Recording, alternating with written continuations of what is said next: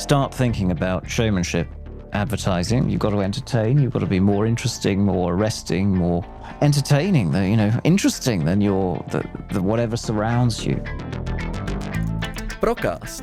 Podcast od Proficia, který propojuje marketing a business. Welcome, ladies and gentlemen, to another very special episode of our Procast.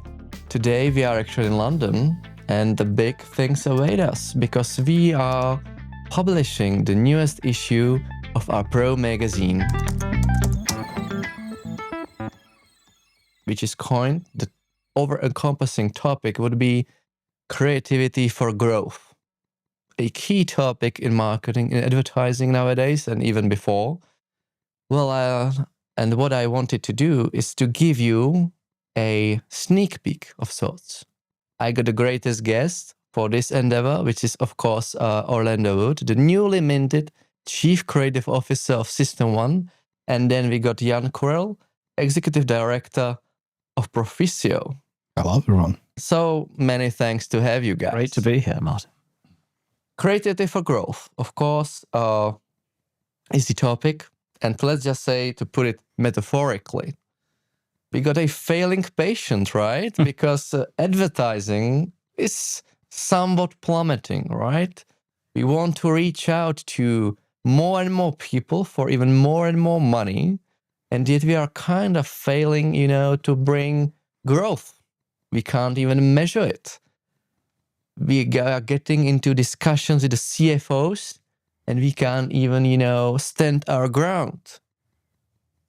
And let's just talk about the symptoms. We got Orlando for System using everything, like tens of thousands of ads, has written books about our, impending demise. Orlando, why would you say that we are where we are right now? What is the main reason for that? Well, it's a very good question. And I think, what we've seen over the last 20 years is very rapidly changing media habits. But we've also seen alongside those changes in creative style. And when you put those two things together, really a combination of sort of low attention media and highly targeted media and very fragmented and direct kind of advertising styles, you are bound to get a very different kind of result from broader reach media, high attention media, and more narrative-based advertising, that carries the audience, that captures not just their attention, but their imagination. And so you've got those two sort of things happening at once. And of course, the effect has been that advertising's outcomes have changed, the nature of the outcomes have changed, but also the scale of effect has changed, and not in a good way. So that's what really a lot of us have been grappling with over the last 10, 15 years, trying to work out what's happening. Peter Field, Les Binet, my books with the IPA as well were largely focused on the creative side of things. But, it's all part of the same puzzle. It's all part of the same problem. The patient is lying flat on the table, and we're all poking at it and having a look at what's causing it. Yeah, I can actually observe the same. Like, I get the questions such as like, if actually the attention like rapidly failing or falling down and scratching itself. But what I was trying to say every time is that the attention and how much attention we like to have and spend with media, with everything else surrounding us in the normal lives, it's basically the same, right? But the patience, because everything and we are expecting that everything happen in light speed. But if you look at the bright side of the things, that if you do the things right and actually following your principles, then you can actually win, right? And that's quite easy, but you, Martin, you tackle it already. Because in the past 15 years, what happened with media itself. We are trying to just pump as much money as we can invest. I observe even 20-30% year-over-year growth in marketing budgets. And what the publishers and everyone's trying to do, they're trying to get the money, right?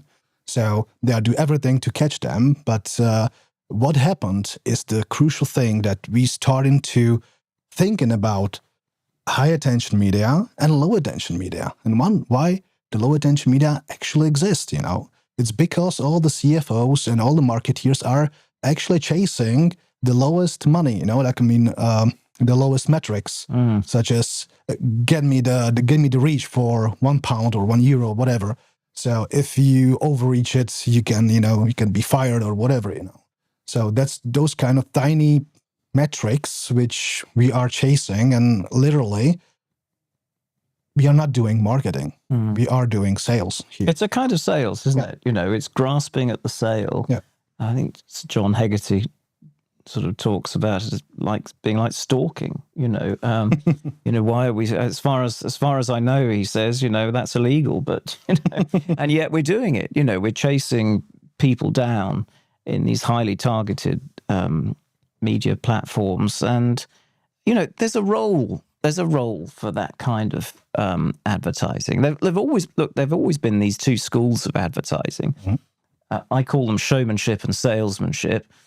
And, one of them, showmanship, is there to capture attention and imagination of a large, group, so broad reach, and to lodge your brand in memory through emotion to create a kind of a lasting impression. And then you've got this other type of advertising, which probably came along 15 to 20 years later in about 1905, 1910, because showmanship's been there, forever, really. But salesmanship and scientific advertising of Claude Hopkins and others, that came along in about 1905, 1910. And it was a different kind of media that they were looking at. So whereas a showmanship originally, you could say the original medium was posters, and, the posters of the 1880s, 1890s, lithographic printing, color, you could suddenly have, characters and shapes and fonts and all sorts of interesting things. This new salesmanship advertising, really its medium was print advertising. And, that you could run different versions of an ad with different copy and different titles and look at coupon returns from these. So this is like attribution in 1905, 1910. And, which version's better, A or B, And from this, Claude Hopkins and his colleagues, sort of started to devise rules for what works better in this sort of direct response world. And, salesmanship in print was sort of the term that came about at that point. So you've always had these two schools, one that's broad and, is there to capture attention and lodge you in memory. And, by the way, will also create a sale amongst people in the market and people interested right now. And then there's the other type, the salesmanship, which really is targeting the half-interested already. And it's trying to sort of pluck off the sale, and that you if you go back that far, 110, 150 years, you can see that. And the one thing I would say about media is Stephen King, who kind of invented account planning, really, he said in 1974 he talked about these two schools of advertising, but he called them indirect and direct. So indirect being showmanship, essentially, or brand building advertising. And he said for the direct school, you need frequency. So you're always out there, And for the indirect school, you need media that is going to be either big or long in duration. And I think that's extremely important to think about, because because to create a brand, you really need to live in both time and space, and you need to have to be able to create a narrative, a coherent narrative, and so coherence and permanence are things that you've got to try and create, and you do need big and long kind of media to be able to do that. It's a very different school of advertising from that salesmanship with its spikes and its frequency. But why would you say that salesmanship has, been rising for the last 15, maybe 20 years? I mean, is it because it's a low-hanging fruit? Is it because it's easy? Yeah, I mean, that's it. And media have changed, of course, to enable people to target and to enable people to I mean, that's what it's best, in the way that the format's developed. You only have a couple of seconds at most, to do anything. And it is a kind of low-hanging fruit. And anyone who spent any time looking at this will say that, that kind of salesmanship will only get your growth trajectory so far. And then you hit a ceiling, and then you've got to do some brand building, so it's limited. It's limited. And it behaves in a different way, and the outcomes are different. And what you have to do creatively is different too. I can add one thing which is very might be considered as funny, but the lifespan of CMO is 3 years, maximum 5, let's say. And what are you gonna get? If you run the campaigns and trying to build your brand, whatever equity you think about and metrics you think about coming together with your brand, you have just 3 years, maybe 5. Is it enough? Yes or no? Because you are constantly in a discussion with your CFOs, with your sales department. Like, we don't have any sales. It's too expensive. And then you need to build a shield, which you actually, cover yourself behind and say yes, we had 1,000 likes on our new Facebook post, or we have 1,000 views of our today's podcasts, right, etc. And you're just trying to hide behind the metrics, which are vanity. Yes, correct. Vanity metrics. I mean, that speaking pragmatically, the marketeer does need to generate those sort of short-term effects, often to win the confidence of the rest of the business. Oh, well, they really know what they're doing, type thing, But the one thing I would say is that this showmanship, this brand building, it can work straight away. Because it's also talking to people in the immediate buying window too. It's just that the effects of it, the full effects of it, don't transpire, immediately. They become, you notice them more and more over time. Whereas salesmanship works straight away or not at all, and it doesn't build it doesn't strengthen the business fundamentals of the brand.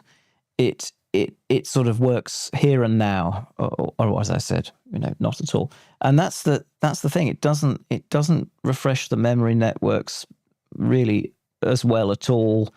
It's often quite message heavy. It's giving people a reason why they should buy. It's speaking to the half interested. Whereas the showmanship is there to create an impression, to create fame, to get you talked about, to create trust as well. That's the other big thing that it does. And all of this helps to strengthen your margins, because you become the instinctive choice for people. You become the brand that they go to almost unthinkingly, without thinking, because that's the one they've heard of, they remember, they know, they trust, they like. People tend to buy things from people they like. Yeah. And that's the role of, why wouldn't you want a brand that's liked, So I think you're creating something that can do that is a very different skill from trying to drive a sale. And I think we have a generation really of marketers now who've grown up really in this very performance-heavy salesmanship world. And, you know, that's one of the reasons why I created my course, APE, was to help marketeers to understand how you judge, how you brief, how you create effective showmanship, brand building, advertising. Because I think it's needed.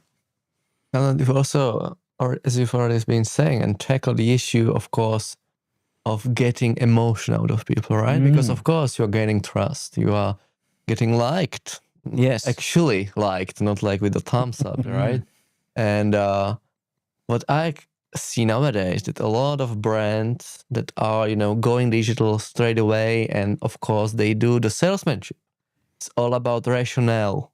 It's all about, you know, do this now, buy this stuff now, you know, buy our service now. It's all of it is becoming extremely short term, and it's not about building emotion. It's all about giving the right, you know, of course, answer to their pains, right? Because everyone can do a lean canvas, and you know, that's the pain. Will be the pain alleviator, and we'll do some display campaign, right? Yeah. But there's no trust gained, right? Why would you guys think that this is happening? Is it because of the lack of boldness coming from the side of marketers?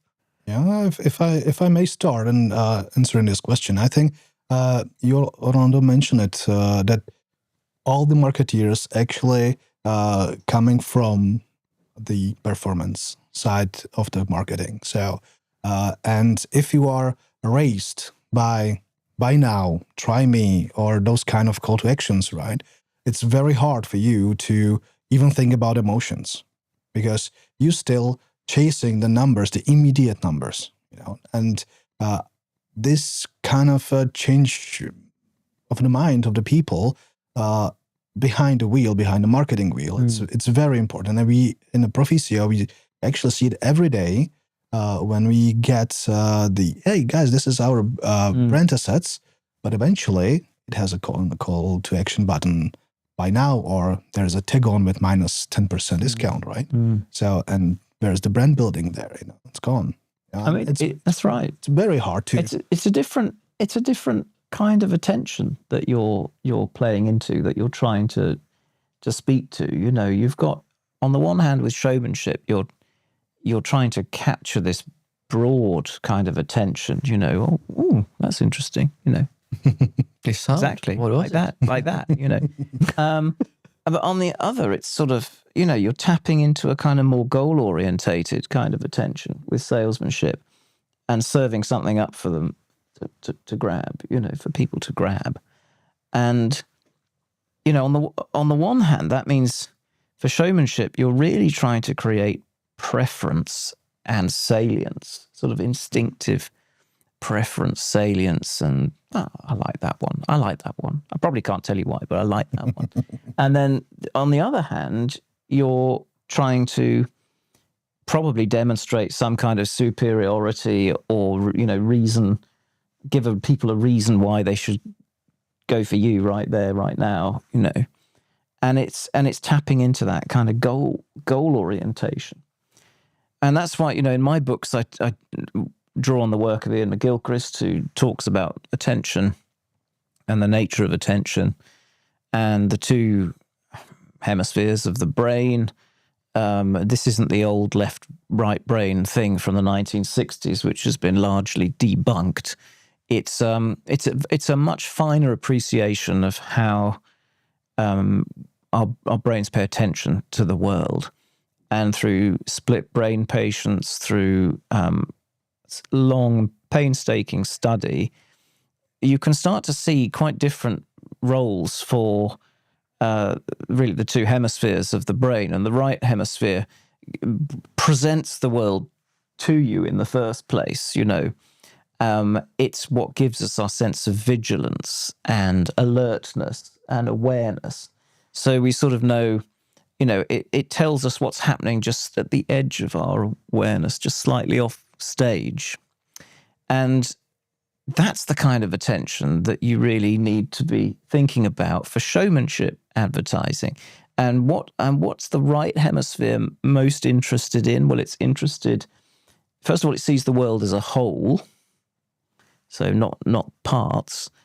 but it's interested in narrative. It's interested in metaphor, so it can see things on two levels. It's interested in humor, so it's the right hemisphere that tells the difference between a joke and a lie. It's interested principally in the living, so people and the context of any given situation, and assessing, what people are about and what's going to happen from their gestures, their movements, their expression, their voice. And it's alert to music as well, and anything that unfolds in lived time. And when you think about all the things I've just said, that takes you to a very different style of advertising from pure salesmanship, which I'll come on to in a minute. Because that kind of attention, which appreciates the whole, is really what we should be doing to create brands. Because brands need to feel coherent. They need to feel like they've always been there in that way, that they're a whole. And that's done through narrative, through story, through humor, through all of the things that make you sort of step back and see the bigger picture. And then you've got this sort of salesmanship and narrow beam attention, as Ian describes.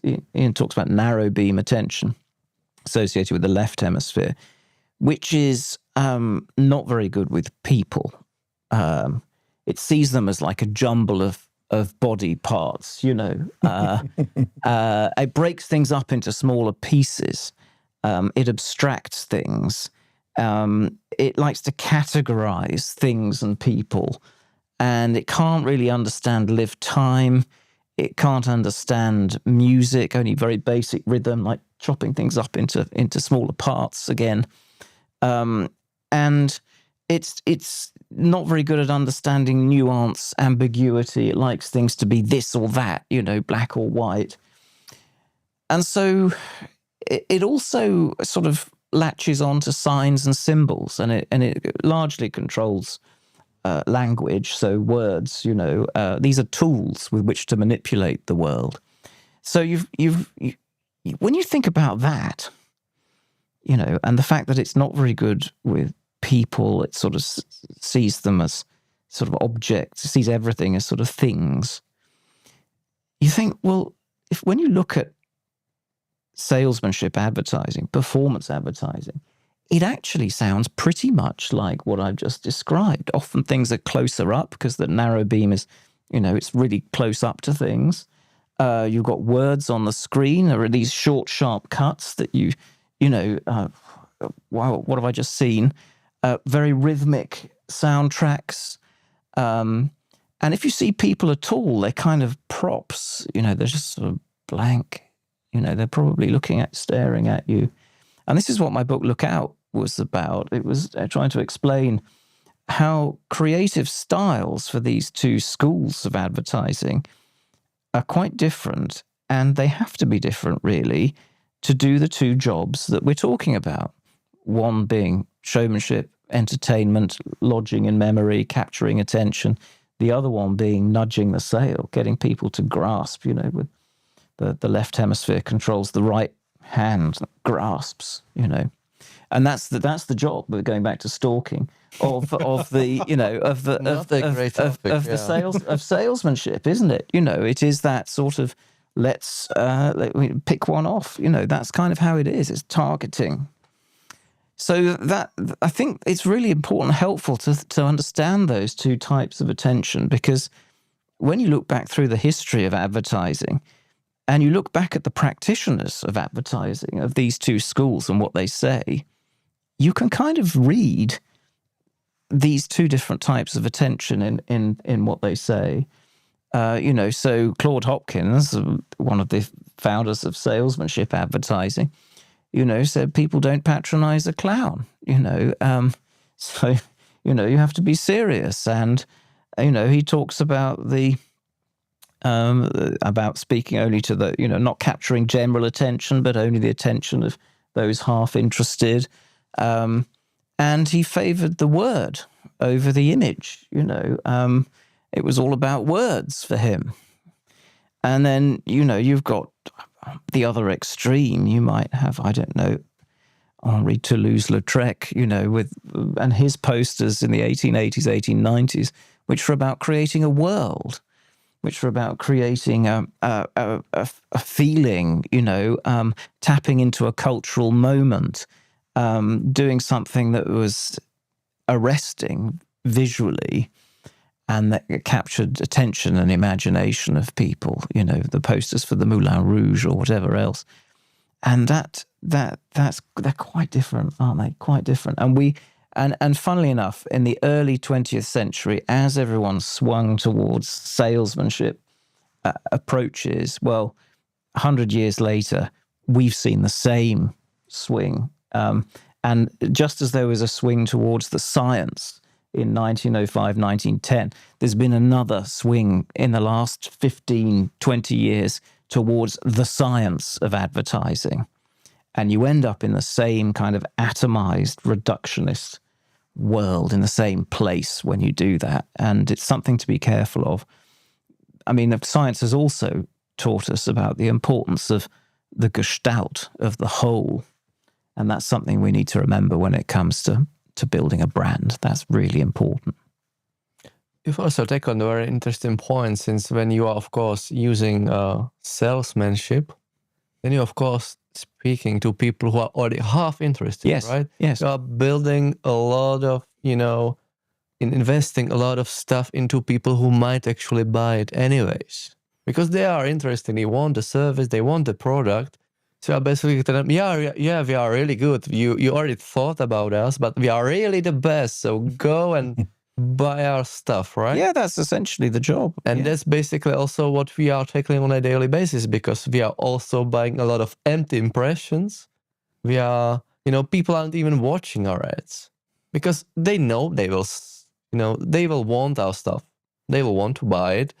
We kinda, we put it a really narrow demographic, and we're like, well, those are the people who will like it.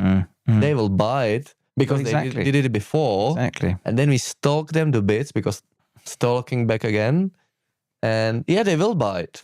But then again, what I like as a metaphor is that we got a toothpaste, right? And we are, if we would have a showmanship ad or a campaign, or maybe even a whole endeavor, then we got a whole toothpaste, right? But then again, if we are using a performance campaign, we got it already half empty, because, the other half, those weren't in the market, right? Those aren't men, maybe. Those are in the age gap. And we are rolling, right? Mm-hmm. We got paste, we got the product, we sell it, and we are rolling it again. And in the end, of course, we hit a wall, right? Because even if we roll, no toothpaste coming out. And we are like, well, how is that happening? And we kind of forgot that, we kind of had to buy a new one, a completely new one. I mean, Jeremy Bullmore used to talk about, building a brand is a bit like building a nest with twigs, and you're gradually over time, you're building up this whole thing, really. But you do have to keep replenishing it. It's like a battery that you've got to keep recharging, and if you're only doing performance advertising, then you're not recharging your battery, and you need to have a strong brand for your performance advertising to work as well as it can. Because, if people know about you already, and if they've already come to know what you're about, they probably like you, hopefully, it makes the job of performance advertising a whole lot easier when they're in the buying window than it does if they've never heard of you before. Oh, yeah. And they don't know anything about you, So that's why it's so important to have both, and each supports the other, But thanks to the work of Les and Peter, Les Binet, Peter Field, we kind of have a sense of which is the more important, and showmanship, brand building, as they say, deserves 60% of your budget. Probably it varies a bit, but probably about right. And salesmanship only about 40%.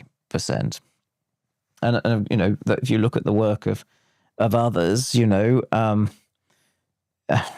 often people say, particularly B2B, but I think it's probably the same in B2C as well, that 95% of your audience probably isn't in the market for you right now, but only 5% is. So if you're doing your salesmanship advertising for the continually refreshing 5% of people, what about all these other people who will come into that market eventually? You've got to be working on everyone really, and that's why it's so important.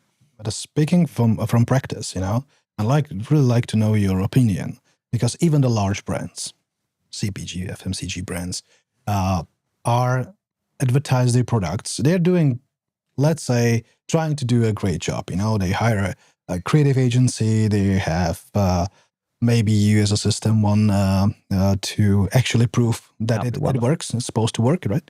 But then they decide to do what? 2-3 flights throughout the year. They're going to say, like, let's say shampoos, right?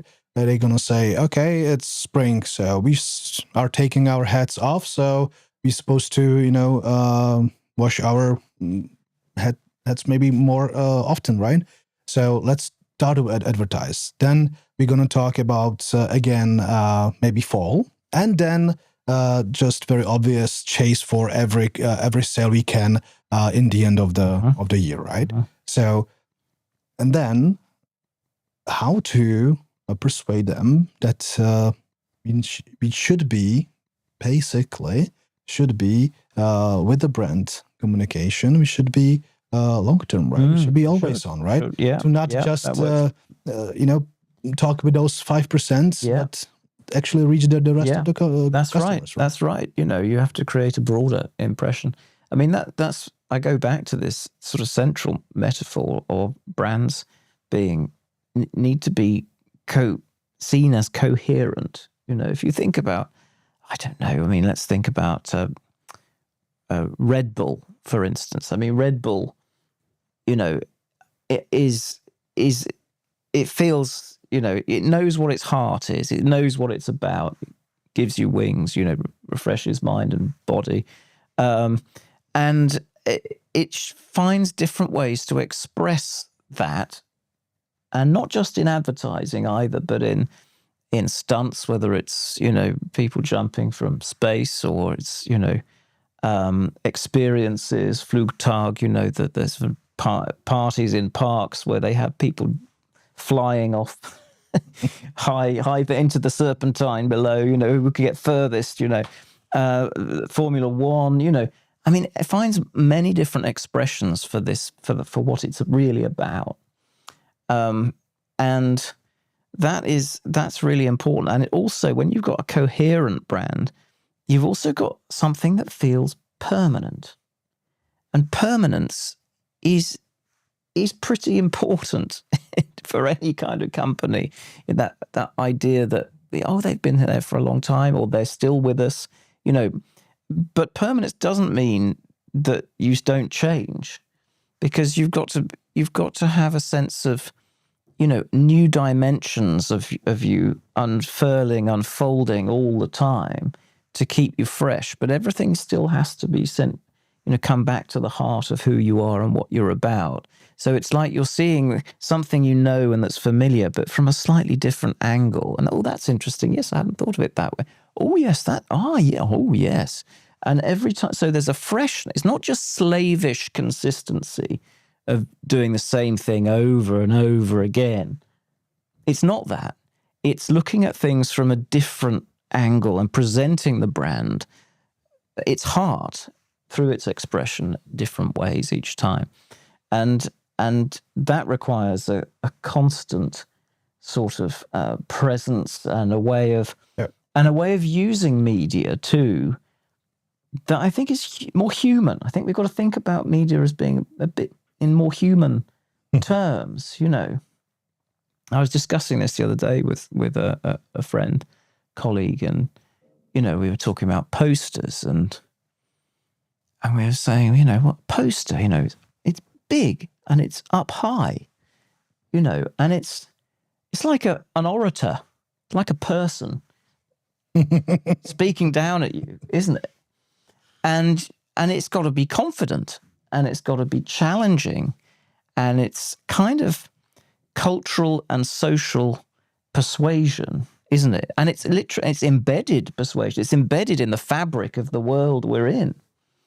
You know, when I think you think about posters in that way, and you remember what Stephen King said about brand building has to be big, you know, that's what a poster is about, you know, and it's about presenting yourself in a confident, challenging, interesting, it's a statement piece, you know, as simply as you can, you know, it's reduction to the smallest thing. And I think that's that's something we need to think about with all media, actually, is what is the kind of, how do we think about this in a more human way? That's really true, because I think that it's the essential thinking about how actually we recognize this high attention media, right? Because what I'm trying to say is that we need to pay for the place or the placement which reach the people when they are like to feel something, hear something, and have an emotion, right? So, and that's actually cost the money. And frankly, I would say that not all the clients are mature enough to think about, okay, we have the spot, right? So we have the spot, we have one claim, we have one product. And as you said, that we're supposed to look and present our product from more angles. But what they are doing, what is the practice right now? They took one product, one claim, and they go and say, okay, this is actually fulfill our yearly sales plan, right? Because it's going to drive enough awareness, which is supposed to drive the sales at the end, right?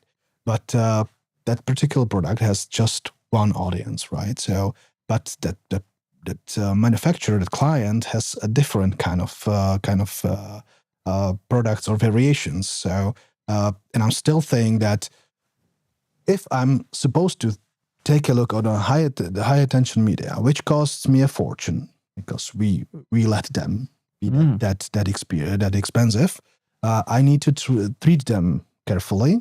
And as you said, think about the poster and billboard the same as the ad on a TV or connected TV devices, right? Because it stands on a bigger screen in your house, right?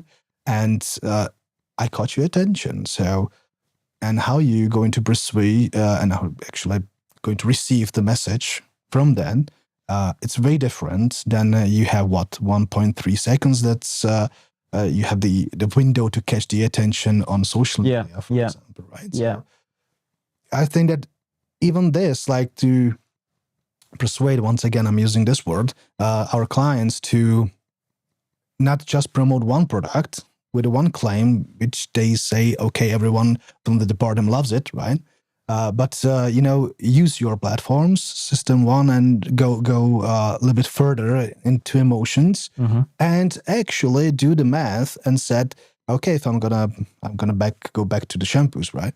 If I like to grow by 20% at the end of the year, it means that everyone from my target group needs to buy it 10 times. But you know, who's gonna buy it that many times throughout the year because you're not loyal, right?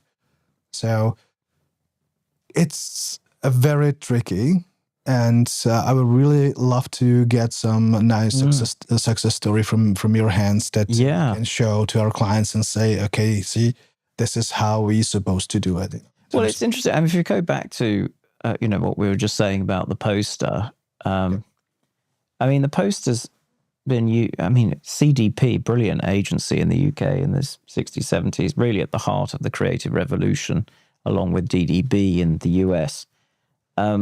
They kind of invented here the sort of 48 sheet poster. They had a poster site at the top of their building.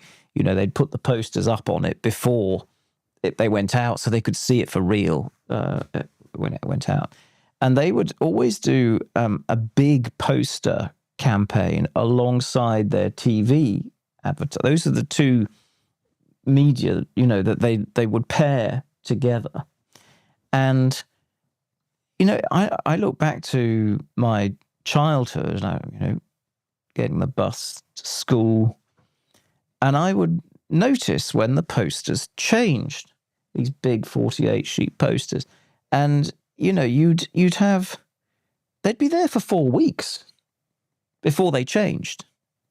But now with programmatic advertising, which is again this bop, bop, bop, bop, bop, short, sharp, frequency, 6 seconds, it's there, and then it's gone, isn't it? That's true. Where, if you're building a brand, you kind of need, going back to permanence and coherence, you kind of need something that's going to be there, and it's making a statement. The guy's still there. He's still standing there on the corner, telling us about, thinking about it in those terms, in the human, the orator standing on the corner. Yeah, he's still there. Oh, he's still there, look. Oh, yes, he's there. Yeah, I do like that one. Today it's there and gone, isn't it? The poster is there and gone. So I think, think more about permanence, going back to Stephen King again, about size, but also length and duration. And that is really key for showmanship and for brand building.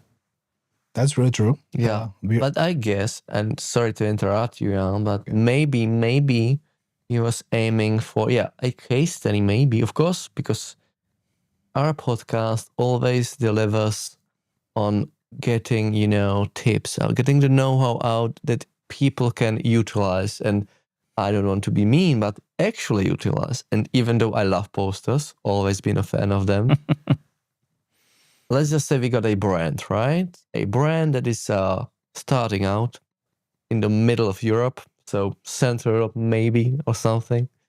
It's kind of small, right? Big dreams, small budget, as usual. They don't have the money for television.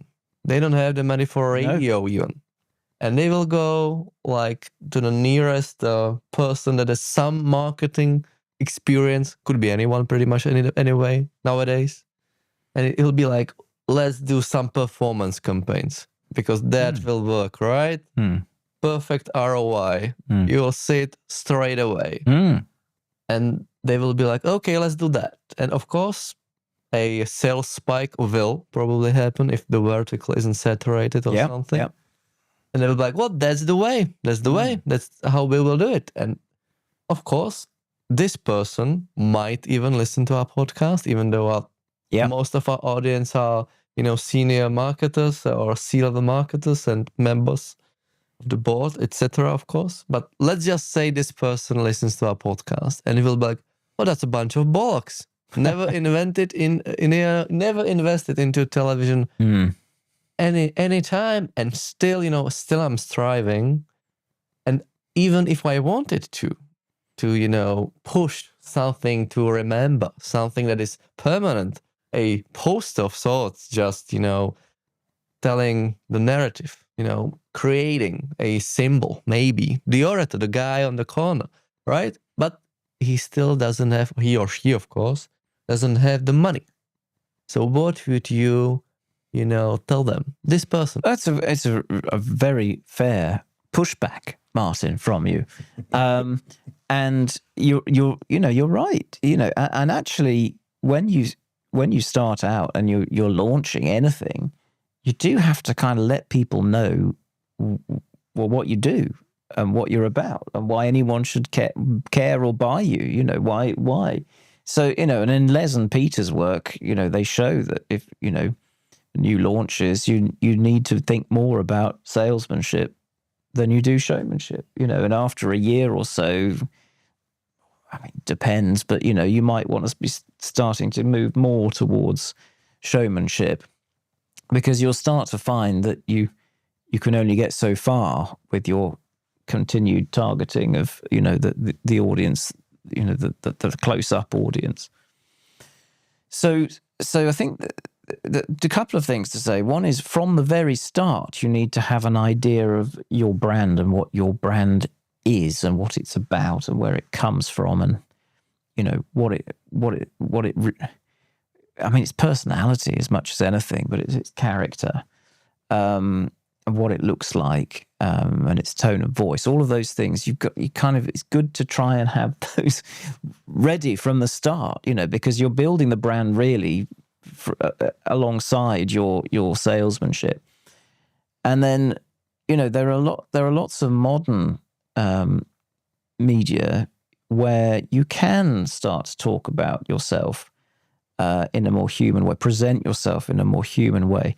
I mean, the podcast is one of these, influencer marketing that is,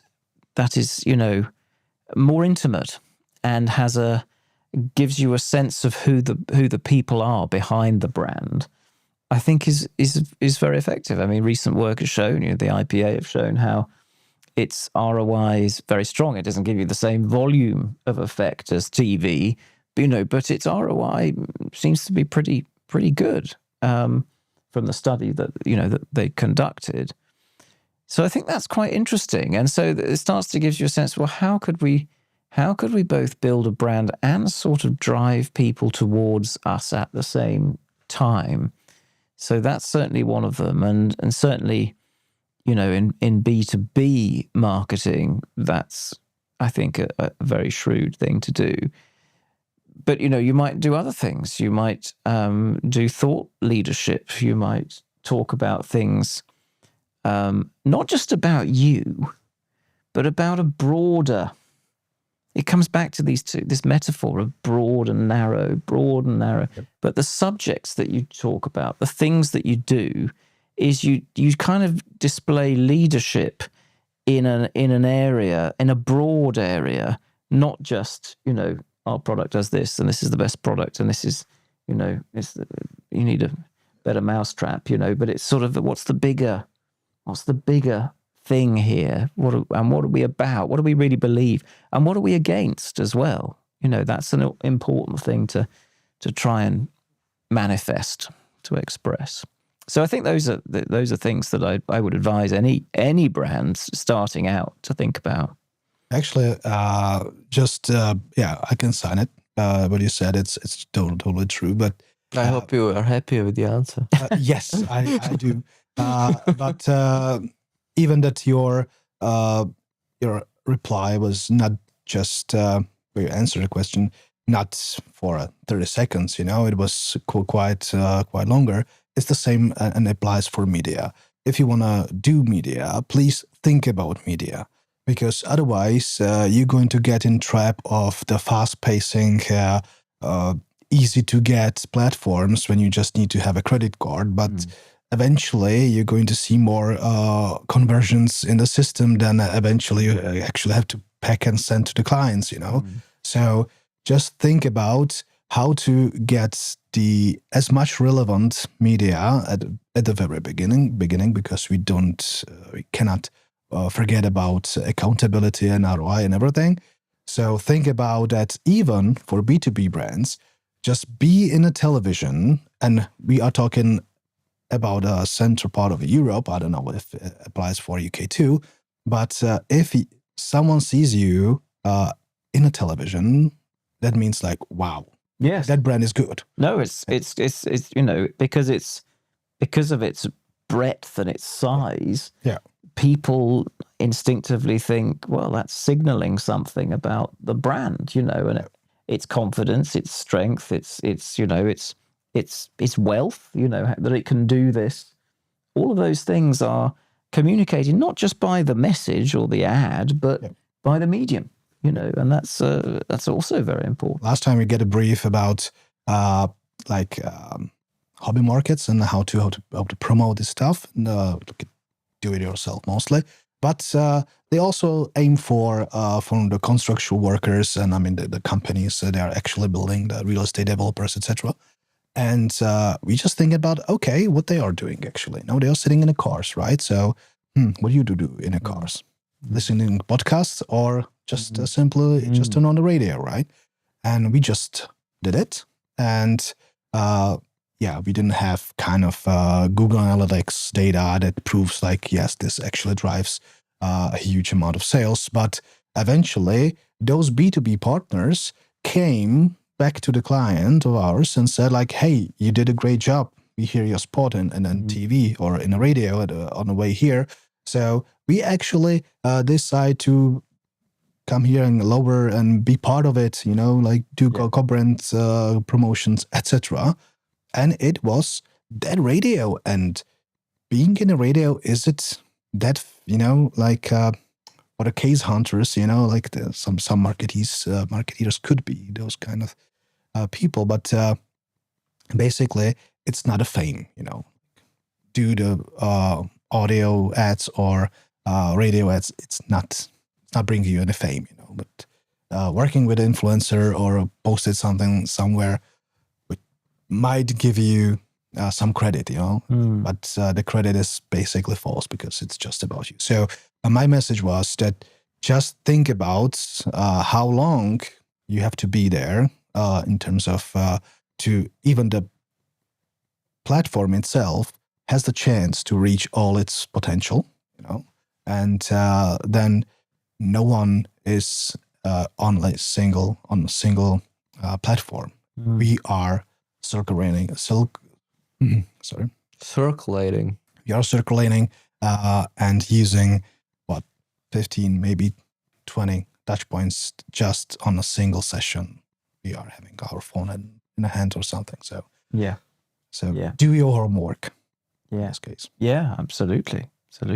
Yeah, I mean, my and also, point about just sticking with it, and perhaps evolving it, and again looking at it something from a slightly different directions, dimensions. I mean, my colleague John Evans, his podcast. I don't know if I can mention other podcasts on this podcast. We are, just to say, we are big fans of Anson's CMO. Yeah, but congratulations to him. Yeah, he's been doing it for 7 years, and it takes time and persistence. Yeah. And that's what building a brand is also about. I mean, it's the best marketing podcast, not counting ours. Yeah, obviously, present company excluded, but yeah, absolutely. Yeah, I'm really happy that we delve into, more practical stuff, I would say. I mean, theoreticals are always nice, but if you're talking about, helping marketers, of course, we have to mention your already mentioned course. Yes. Advertising principles explained, or APE in short. Yes, new cohort in May. New cohort in May that you are doing also with John Haggerty. That's right. Who is, of course, as our title interview of the next issue. Wonderful. Nice interview. So looking forward to publishing that one. Well, he art directed the course and produced it and appears in it as well. So, as you said, next course is when? What is the exact date? May the 11th. May the 11th. That's great. So yeah, do check it out. Do register because we actually are members of the course. You have done. We did it. We have done it. Yeah. And before register, of course, the issue Creativity for Growth will come out. That will be in April.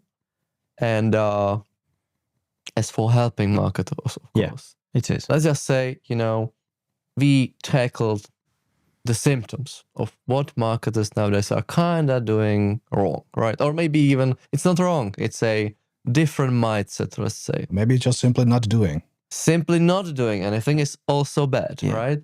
But then again, if we want to help them right now, let's just say we want to channel their inner showman, right? It's all about showmanship, right? So if you got the marketer, let's just, go back to the marketer that is from Central Europe. He has its brand. Now he's mature enough, financially mature enough, so he can actually buy pretty much anything. What would you advise to that person who is ready to, embrace showmanship? What would be the I think probably the first thing to say is just the importance of emotion and entertainment, because emotion does a lot of very important things. If you can make someone feel something, hopefully good,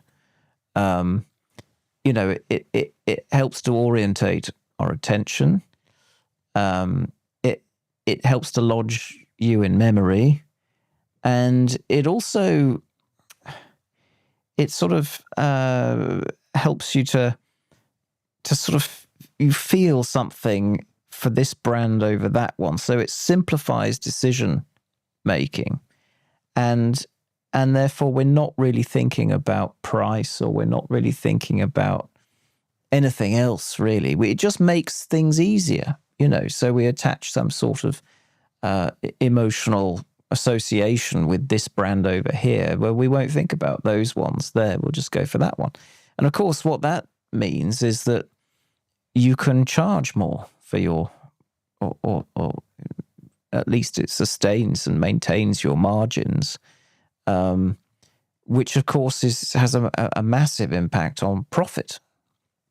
So emotion is very helpful, and it's probably the most, it's the sort of where I'd start philosophically in trying to explain what showmanship is about. It's about creating that feeling, that affect heuristic, that I choose that one over that one because I like it more. So when you have that in mind, and you start to think about, well, how do you do that? And Bill Bernbach talked about, well, you have to find the magic in your product, and it's not just about not just what you say, but how you say it, how you express something interestingly, imaginatively, with humor often. Not all advertising has to be humorous by any means, but humor is certainly not a bad thing to be doing. In fact, it's very helpful. And you want to be creating work that, as I said, creates this sense of a coherent whole as well. And that's when sometimes a narrative or a character is very helpful. I mean, I call this a fluent device, but it's the idea that, there's a sort of scenario that we get used to, like, I suppose you should have gone to Specsavers, or Snickers, you're not you when you're hungry. It's this sort of narrative scenario, human scenario, where I see, okay, I get it. I see what they've done. But again, it's often that sort of advertising campaign. It's you're looking at it from this angle, from that angle, from that angle, but the heart is still the same. It's expressing it in a different way, perhaps, but it's the overall idea. It's almost like the moral of the story is, So I think that's very important. And then a long-running character can also be very helpful for creating this sense of coherence.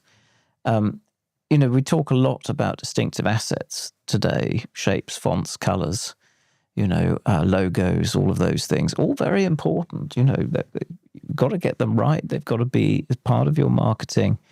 But building a brand, for me anyway, in my view, is more than just presenting distinctive assets to people. They are better absorbed and embedded when they're carried by a narrative, when they're carried by a character, when they are a character.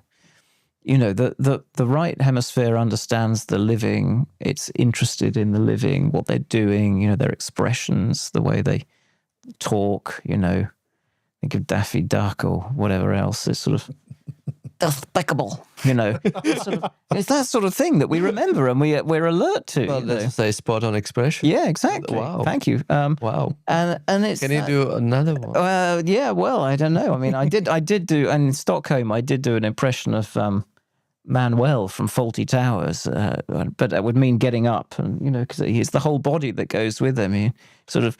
Mr. Fawlty, but we remember these things. They amuse us, and they attract our attention. We remember this stuff. We've sort of forgotten that a bit, I think. But characters, because they come as a whole. They come as a package. The right hemisphere grabs onto them and understands them, and that's really important, because logos, shapes, fonts, they're not very interesting. They're just signs and symbols of the left hemisphere. The left hemisphere, sort of navigates the world, like represents it, flattens it like a map with signs and symbols, And sure, that's helpful. But actually, a distinctive asset that lives, what I call a character fluent device, I think is extremely useful, extremely important. And the work I did with Peter Field shows how long-term campaigns that have these characters are much more likely to report profit growth and share growth, So, and over time, of course, their effect only strengthens. So yes, I think a likable, interesting character, one that's not too recessive so you can hardly notice it, but one that actually has something about them is a very useful thing to think isn't about. it funny that we embrace memes, right? Funny pictures. It's most of them are characters. Yeah, they are. Most of them can doing actually something. tell a narrative in a really short amount of time. And if you go back to the 80s, as you did several times, of course, the theory of memex. If we know that, of course, content, information can be viral, right? And we are all about viral moments, viral videos. But then if we do marketing, if we do advertising, we are like, well, do we really need a mascot? Do we really need a character? But then we go to Instagram, we're like, oh, I like that guy. Yeah, of course. Totally Of course. viral. And I think, in the early days of social media, people were very reluctant to use characters. It was about, we just need to be relevant to people, and sure enough, the work I did showed how the new platforms, brands, even the brands that had characters were not using characters on those platforms. And sure enough, over time, the use of characters has, dropped in the last 20 years. There may be some signs that they're coming back, hopefully. But it's a bad place to be. I think characters are so helpful, and I touch upon why in my course. I talk about this. As you might expect, I delve into art history to talk about this principle in 17th century art, Baroque era, called moto e azione. Moto from movere, to move, e azione, so actions. So this sort of expression through the body, through the voice, through the face, all of those things that you see in characters like the meerkats, simples, all that sort of stuff. It's interesting to the right hemisphere, because it's trying to decode the context of the situation, remember what's going on. That's really, really important stuff. And of course, what those artists knew was that if you're going to attract attention, you've got to show intention. If you're going to move, you've got to show movement. If you're going to create affect, you've got to show affect. And if you can convey some sort of insight at the same time, then the emotion is even more powerful. So an example would be, take a break, take a Kit Kat, have a break, take a Kit Kat. That there is often something happens, there's a pivot, and right. Or Hamlet cigars, where there's something disastrous happens, and then takes a puff on his cigar. There's sort of something changes, and that's part how you sort of create a psychological transformation in your audience is by taking them through something. I mean, Heineken did the same thing with Refreshes the Past that other beers cannot reach, where they drink the beer and something changes, something happens. So I think that and famously it was through the body. There's that great ad Adrian Holmes did called "The water in Mallorca don't taste like what it ought to," and there's the very, very posh girl drinking. The water in Mallorca doesn't taste quite how it should. No. The water in Mallorca don't taste like what it ought to. The water in Mallorca. And then eventually she gets it, Yeah. golly, and brilliant, absolutely brilliant. And that is moto e azione in action. And it brings the audience with you, they're kind of, that was great, enjoyed that. and you remember it better, you know. So entertainment, I think, is absolutely fundamental to showmanship, and there are different ways in which you can do it. Humor is the other. You know, humor is also extremely important. But use humor to dramatize what you're trying to say about your product. You know, it shouldn't be incidental, but use it in a way that kind of serves the product and the brand of what. Well, it should serve a purpose, right? Yes, it helps to, you know. So it dramatizes something. So turning something upside down, inverting something, or perhaps exaggerating something, or you know, being able to see something from 2 points of view. I mean, Specsavers is very good at that, you know, so that you're sort of on one level, it's a vet who's examining a cat, but actually, for anyone who can see properly, it's a vet examining his assistant's fur hat on the table. You know, it's sort of, you know, it's sort of this oscillation between two versions of reality. We love that. We love that sort of thing. So humor is a way to find what you're about and to express what you're about, and it does it very economically, and it does it a bit like poetry in a way that is greater than the literal description. So it has an impact well beyond, you know, the literal. As G.K. Chesterton said of humor, you know, humor has a way of getting in under the door while seriousness is still fumbling at the handle, you know, and that is brilliant, you know. So all of these are the sorts of things I talk about in the course, but there are concrete things that we can do that help to convey who we are and to lodge us in people's minds and hearts, actually.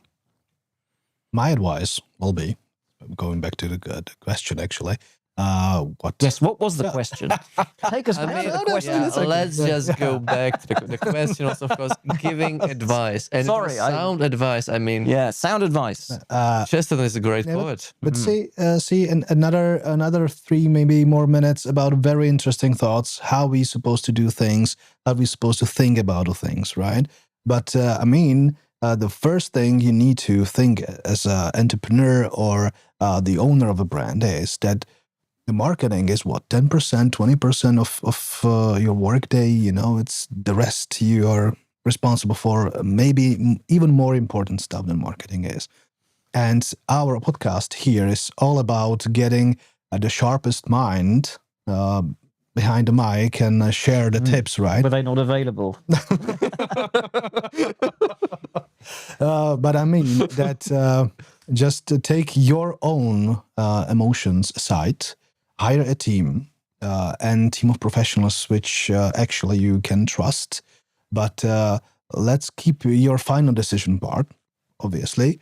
But I think, and my own experience is that all the entrepreneurs or owners of the brands are actually think like, okay, yes, the red color is beautiful, you know, but what the red color means, you know, it's the thread, you know. So, and what actually brings from, or what the professionals on the team which you hire, agencies, platforms as a system one can actually give you, yes, Proficio, what Proficio do 100% of time, doing media uploading. So we're supposed to know how to handle media, right? You're supposed to know how to get the emotions, know, how actually tackle the emotions during the promotion. So I think that it's all about hire professionals, give them your trust, and see what they are capable of putting on the table in front of you, you know. And the nice discussions are between us, actually, you know, because you bring a beautiful, creative 1 minute, whatever, even 6 seconds, maybe you can do these miracles, right? Well, maybe. Maybe. Yeah, there are certain things you can do in 6 seconds. Yeah. You can bring up a brilliant idea, you know, which really tackle all the spectrum of emotions, etc. And then I will be in the position that when I need to suit my media plan to your proposal, because it has to work hand to hand, right? If we were talking about the posters, if you use the posters which are, and the road is closed due to reconstruction, no one see it. Sorry. Yeah. So I think that this would be my advice first. So hire professionals and let them do their work and see what the outcomes are. Yeah. Well, let's go more into detail, Honza, right? Because in Proficio, you are the head of media, right? The media guy. And if we actually know that every show needs a stage, right? A real good place to show off the great ideas that we want to show our audience, the great storytelling that we want to tell. So if we got, let's go back to the question. We'll see what the question actually was. you got the company who is mature enough for thinking wise and financially wise to go into showmanship marketing, into showmanship advertising. Orlando gave us a brilliant answer about the changing of mindsets, right? If we go more into media, if we go into a cookbook, because a lot of people need, a concrete recipe, right? All of us want a miracle remedy, right? For the failing patient we got. So what media would be preferable? What would you recommend to such a person, to such a company, if you go to stray detail? It's a very nice question. Thank you. And I think that now we prolonged our podcast episode for at least 7 days, right? Nah, you got 7 minutes or something. Okay, cool. No, it's more, but then again, make it short. So I will try to make it short. So as I showed on our last Proficio Pro Talk event, which we have in Prague, and I was trying to show that every single media touchpoint placement even has its purpose in terms of reaching the people in the right state of mind, I would say. So if you're going to talk about, if you want to teach people something, to tell them maybe a little bit difficult story, I don't have to, I wouldn't choose the social media because it's very fast by its nature, right? But I will rather go more to TV advertisement. Because when I'm watching the TV, I'm in the mood of, because someone else actually serving me the content of the television. So I willingly decide, okay, this topic, this series, whatever, is interesting for me. That means I'm keen to learn something. I'm receiving the informations. And open mode. Yeah, I'm open mode. That's true. But on the social media, I'm more like sweeping. I can try to sweep under something under the carpet, because I'm simply using social media just to, blow off steam, get out of my mind. Just be somewhere else and be someone else, I would say, even. So it's very difficult to, because it's brand related. But I will rather go this way, like. Give me the nice emotion triggering spot, and then let's see what is your core audience, obviously, and let's find out the rest of them, which are not on the market right now, and find a similarity attraction, I would say. Like, let's find them in a state that they more than likely to perceive or receive the information I like to say to them. So that means I not necessarily have to be online for whole day, with my ads. We saw it, mortgages, for example. No one take care about, or no one is interested in taking a loan or a mortgage even during the weekends. Why? Because we simply don't want to, solve these kind of hard decisions in our life. So we can see by the data that it's from Monday till Thursday, and it's basically during the lunch break mostly. That's interesting. Because we are having our minds set up to do stuff at work. That means, okay, we are in a safe, in a safe space, let's say, to even think about the more hard topics such as mortgage, for example. And my very obvious obvious and very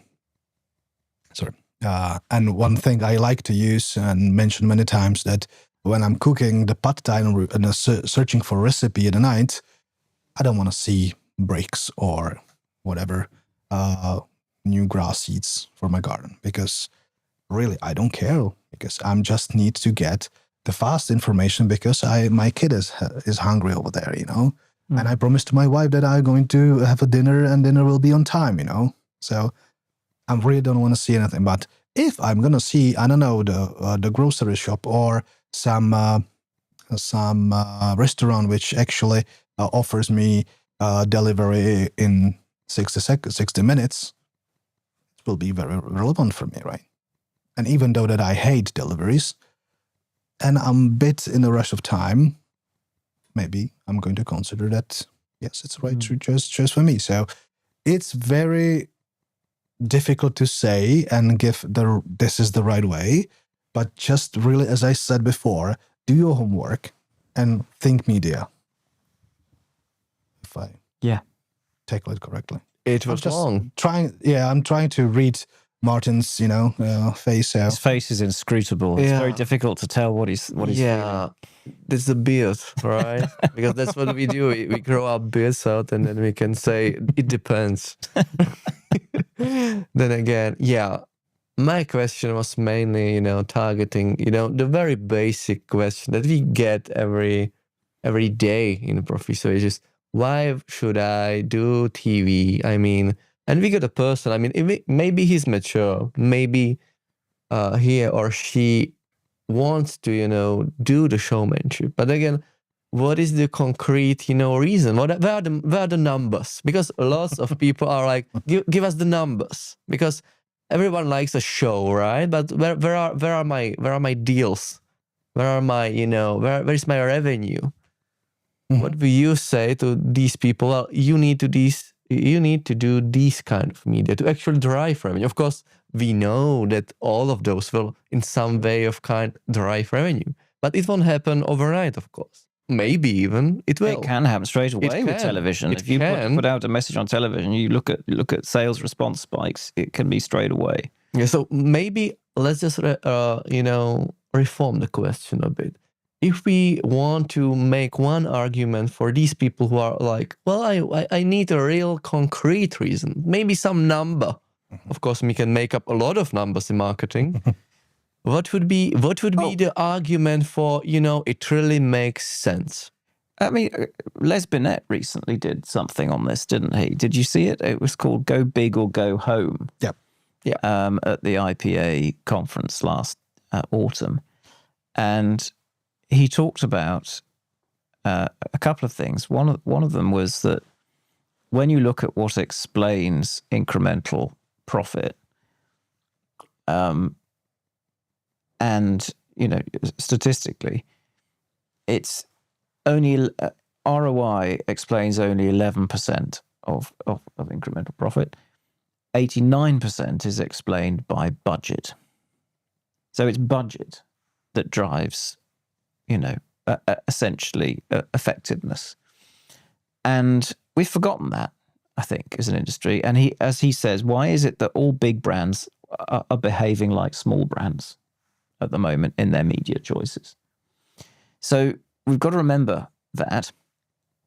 And then he went on to explain that there is something very fundamental about the notion of scale, that, if you're creating an online video, you might, I don't get 1 to 2 million impressions. You might congratulate yourself, thinking this is a wonderful, isn't that marvelous?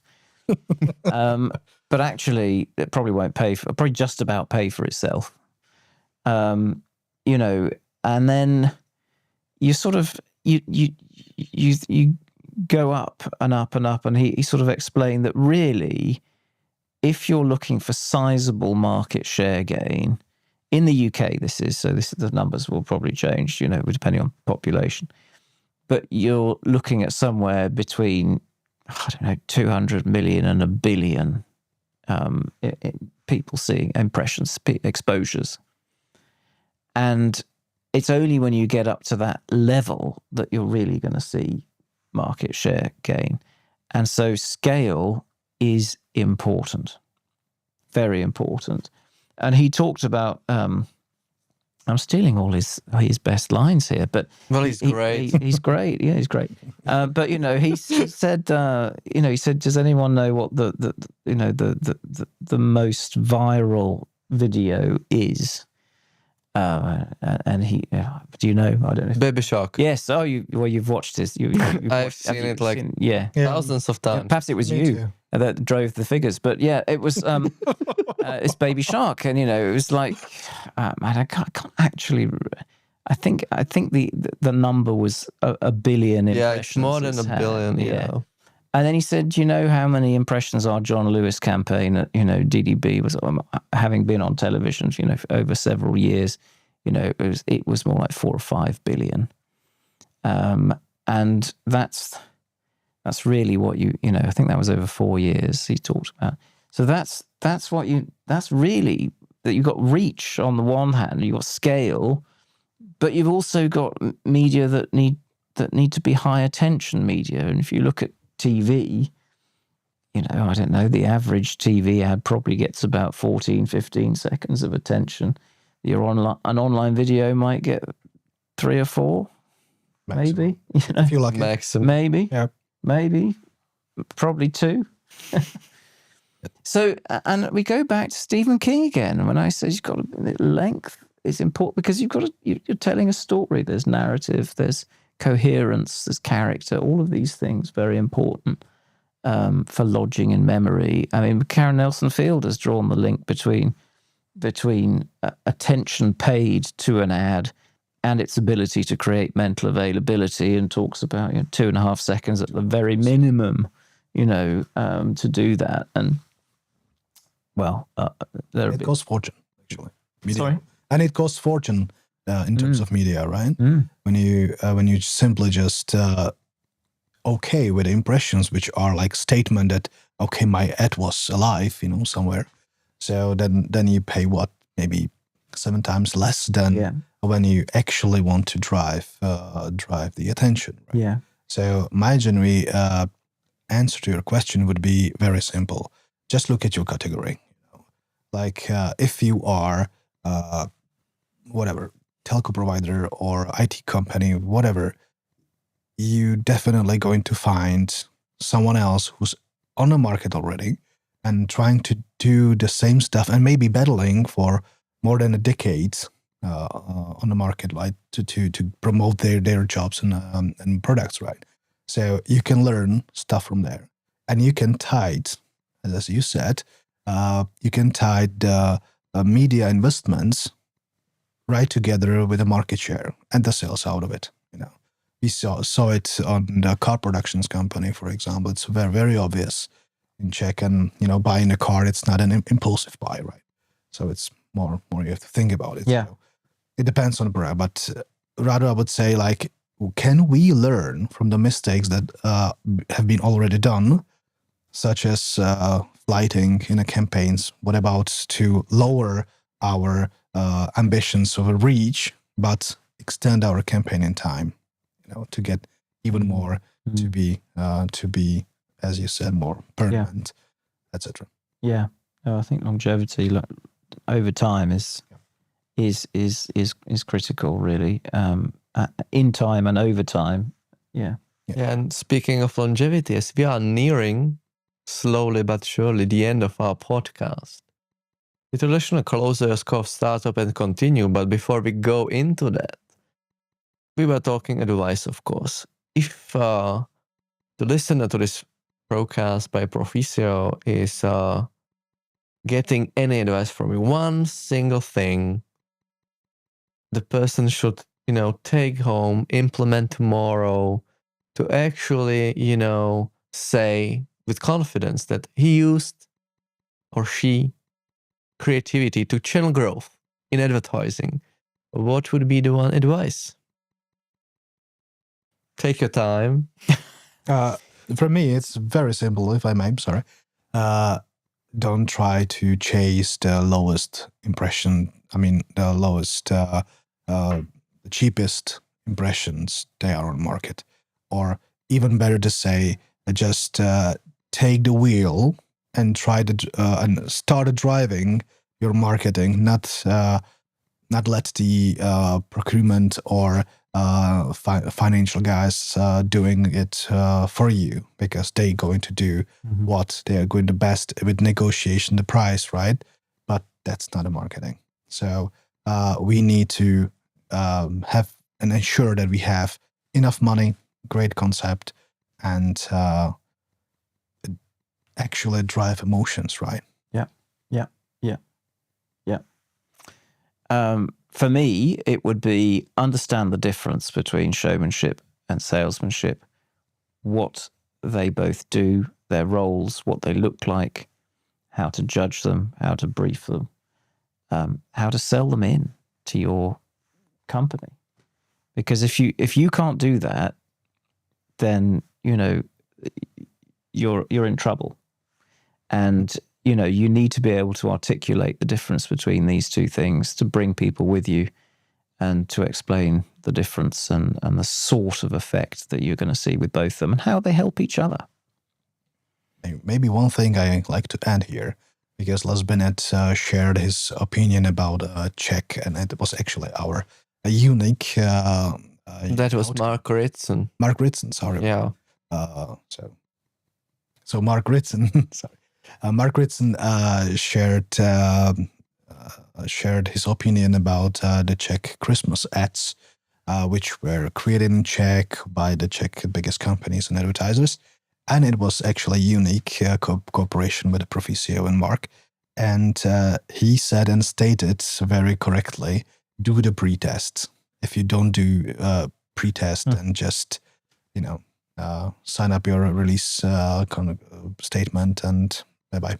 That's great that you said that, because if I'd said it, no one would believe me. But that's well, it does help to give confidence. I mean, we work with System One, work with the advertising, for Australia. Have you seen it with the kangaroo and the anyway? It's been very effective as far as I understand. But it was quite difficult to sort of sell this in, and Australia, Marketing Australia sort of used our testing results to sell it into the Prime Minister, basically, that this is the right course of action. So, if you have an emotional measure, you can use it to sell it in, the idea into your business. And it's a way of selling showmanship into the business. And the one thing that you should watch out for when you're creating showmanship advertising is using salesmanship testing to judge showmanship, because a lot of testing has been developed using really the salesmanship school of advertising. Have you conveyed a message? Have you given people a reason why? Is it persuasive? These sorts of questions. But if you apply that sort of thinking to, I don't know, the Cadbury Gorilla ad, it's going to destroy the ad, because that's not how it was conceived or what it was conceived to do. And that's why it's important to understand the differences between these two schools. And that's why at System One we developed the emotional response approach that we did, because it's a holistic measure of how people respond to something. And it helps, in any kind of coherent brand building endeavor.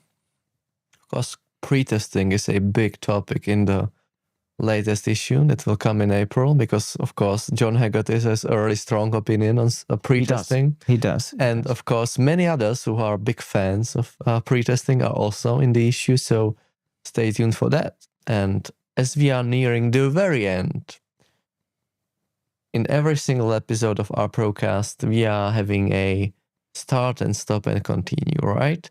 Let's say a rapid fire, so no prolonged answer. I don't think it's going to be very rapid. It needs to be rapid. It needs to be rapid.